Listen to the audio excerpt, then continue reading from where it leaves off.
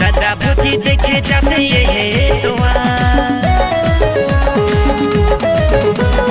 कैसे करब मुझे तो बताई देवाया दादा भौजी देखे जाते ये दुआ रामगढ़ कर छोड़ी जाते मुंह मोड़ी मोड़ी के जिन्स गंगी पीन रहे बिना ओढ़नी के रामगढ़ कर छोड़ी जाते मुंह मोड़ी मोड़ी के जिन्स गंगी पीन रहे बिना ओढ़नी के आयो बाबा का है ना दादा भौजी का है ना इंसल शादी कर ले आयो बाबा का है ना दादा भौजी का है ना इंसल शादी कर ले।